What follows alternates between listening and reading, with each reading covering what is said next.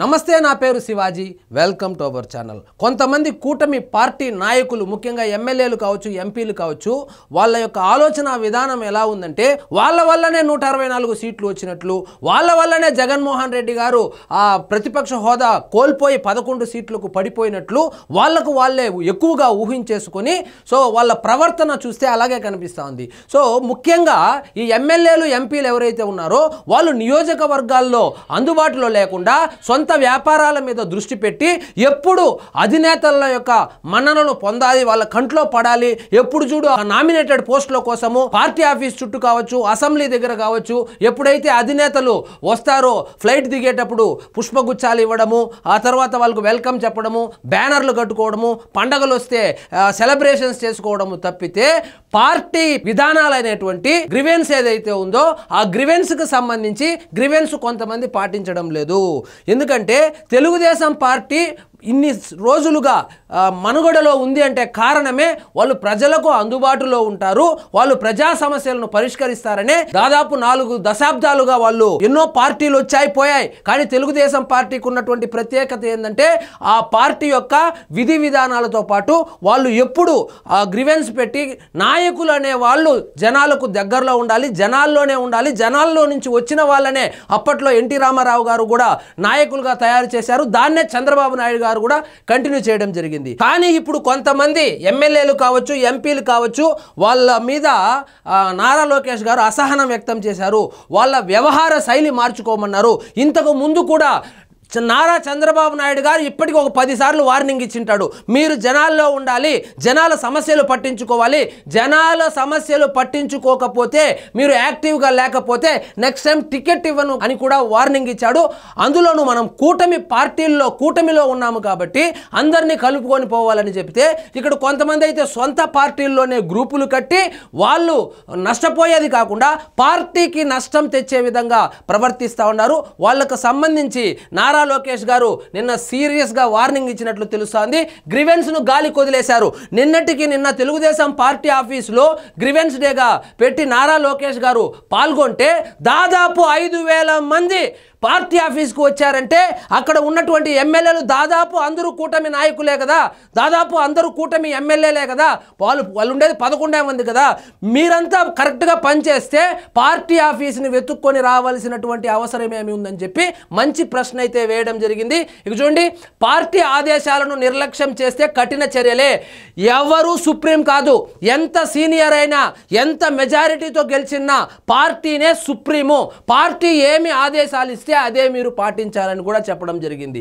మీరు సరిగ్గా నిర్వహిస్తే ఒక్క రోజులో 5,000 మంది వస్తారా? పార్టీ నేతలపై లోకేష్ ఆగ్రహం. సొంత ఇమేజ్తో గెలిచామనుకునేవారు స్వతంత్ర అభ్యర్థులుగా పోటీ చేసి గెలవచ్చు.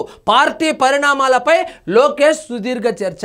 ఒకవైపు ఈయనేమో ఇన్వెస్ట్మెంట్స్ అని చెప్పిందనే ఎక్కువ సమయం ఎలా కంపెనీలను తీసుకురావాలి, ఎలా ఇన్వెస్ట్మెంట్స్ పట్టుకురావాలి, ఇక్కడ యువతకు మనం ఆల్రెడీ 20 లక్షల ఉద్యోగాలు ఇస్తామని చెప్పామే, దాన్ని ఎలా ముందుకు వెళ్ళాలని ఆలోచిస్తూ ఉంటే ఇక్కడ ఉన్నటువంటి లోకల్ నాయకులు అందరూ నేను అనడం లేదు కానీ కొంతమంది మాత్రము ఇష్టారాజ్యంగా సొంత వ్యాపారాల మీద, సొంత కార్యకలాపాల మీద దృష్టి సారించి ఈ గ్రివెన్స్ ఏదైతే ఉందో ప్రజా సమస్యలు, మనకు అర్థమయ్యే భాషలో, వాడుక భాషలో చెప్పాలంటే ప్రజా సమస్యలను గాలికి వదిలేశారు. అలాంటి వాళ్ళను హెచ్చరించడం జరిగింది.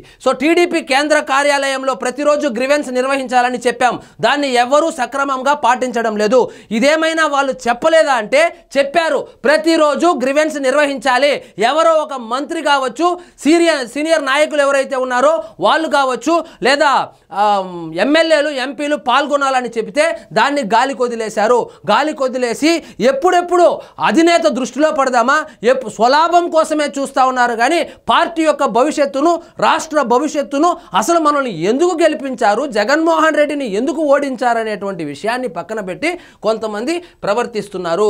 దాన్ని ఎవరు సక్రమంగా పాటించడం లేదు. శని ఆదివారాలు మినహా మిగిలిన రోజులన్నీ ఒక మంత్రి పార్టీ కార్యాలయానికి వచ్చి ప్రజల నుంచి అర్జీలు స్వీకరించాలన్న ఆదేశాన్ని కూడా పట్టించుకోవడం లేదు. చంద్రబాబు నాయుడు గారు అయితే 5-6 సార్లు చెప్పాడు ఇప్పటి వరకు, మీరు ప్రజల్లో ఉండండి, ఎంతటి వాళ్ళనైనా మాకు సీనియారిటీ కన్నా సిన్సియారిటీనే ముఖ్యము, పార్టీ భవిష్యత్తే ముఖ్యము, అదేవిధంగా ఆంధ్రప్రదేశ్ యువత భవిష్యత్తే ముఖ్యము, అభివృద్ధే ముఖ్యము, మనం ఇంకొకసారి గెలవాలి గెలవాలంటే అభ్యర్థులు ఇష్టారాజ్యంగా ప్రవర్తిస్తే కుదరదు అని చెప్పి చాలాసార్లు హెచ్చరికలు జారీ చేశారు. అదేవిధంగా హెడ్ ఆఫీస్లో పార్టీ గ్రివెన్స్ అని పెట్టి మీరు మంత్రులు ఎవరో ఒక మంత్రి అందుబాటులో ఉండాలని చెప్తే కూడా దానికి కూడా గాలి కొదిలేశారు. సో ఇక్కడ చూడండి, ఎంతటి వారికైనా పార్టీనే supreme. Tiruvuru MLA Kolikapudi MP చిన్ని వివాదంపై లోకేష్ స్పందిస్తూ క్రమశిక్షణ విషయంలో టీడీపీ పెట్టింది పేరు, దాన్ని చెడగొట్టేలా ఏ స్థాయి నాయకుడు ప్రవర్తించినా చర్యలకు ఉపేక్షించేది లేదు, ఎవరికైనా పార్టీనే సుప్రీం.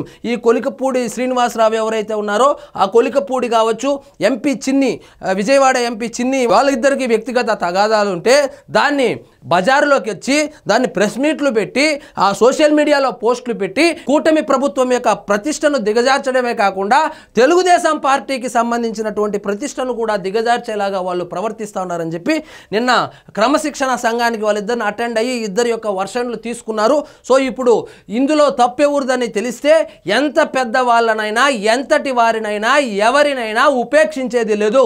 తెలుగుదేశం పార్టీ అంటేనే క్రమశిక్షణ, క్రమశిక్షణ అంటేనే తెలుగుదేశం పార్టీ అని కూడా చెప్పుకొచ్చారు. సీనియర్ నేత చనిపోతే ఇంటికి కూడా వెళ్ళరా. ఈయన ఇంకొక రకము. కావలి ఎమ్మెల్యే కృష్ణారెడ్డి.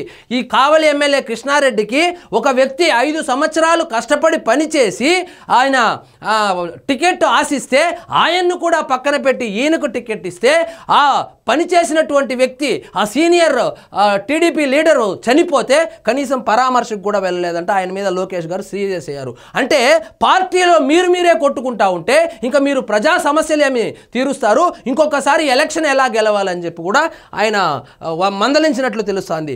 కావలిలో సుదీర్ఘకాలం పార్టీకి సేవలు అందించిన సుబ్బానాయుడు విషయంలో ఎమ్మెల్యే తీరు సరిగ్గా లేదన్నారు. సుబ్బానాయుడిని పక్కన పెట్టి కావ్య కృష్ణారెడ్డికి టికెట్ ఇస్తే సుబ్బానాయుడు అకారణంగా మరణిస్తే కనీసము పరామర్శ కాదు కదా, పట్టించుకోకుండా పోవడాన్ని ఆయన తీవ్రంగా విమర్శించాడు. హెచ్చరికలు కూడా జారీ చేశాడు. సో తెలుగుదేశం పార్టీకి సంబంధించి ఎవరు లైన్ క్రాస్ చేసినా ఇంకా ఉపేక్షించేది లేదు.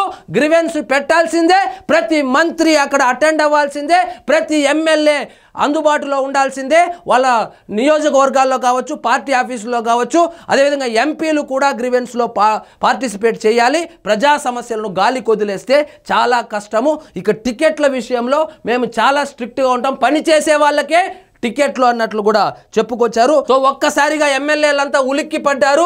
సడన్ గా ఈయనేంది ఇన్వెస్ట్మెంట్లు వదిలేసి మన మీద పడ్డాడని. వీళ్ళ మీద పడేది కాదు. ఆల్రెడీ 1.5 సంవత్సరం అయిపోయింది. ఇంకా 3.5 సంవత్సరాల్లో మళ్ళీ ఎన్నికలు వస్తుంది. ఎన్నికలు వస్తే ఇలా గాలి కొదిలేస్తే ఎవరైతే జనాల్లో లేరో, ముఖ్యంగా జగన్మోహన్ రెడ్డి గారి ఓడిపోవడానికి కొన్ని కారణాల్లో ప్రధాన కారణమే ఆయన అందుబాటులో ఉండడనే కదా. మరి మీరు కూడా అందుబాటులో ఉంటే మీకెందుకు జనాలు ఓట్లేస్తారనే విధంగా ఆయన అయితే మాట్లాడడం జరిగింది. మరి ఇంకా రేపటి నుంచి ప్రతి ఎమ్మెల్యే నియోజకవర్గంలో అందుబాటులో ఉండాలి, పార్టీ ఆఫీసులో కూడా మంత్రులు అందుబాటులో ఉండాలని కూడా చెప్పడం జరిగింది. మరి చూద్దాం రేపటి నుంచి ఏమైనా మారుతారేమోని. సో ఇదండి ఈరోజు మన టాపిక్. మీకు ఈ వీడియో నచ్చినట్లయితే లైక్ చేయండి, షేర్ చేయండి, ఛానల్ మాత్రం సబ్స్క్రైబ్ చేసుకోవడం మర్చిపోవద్దు.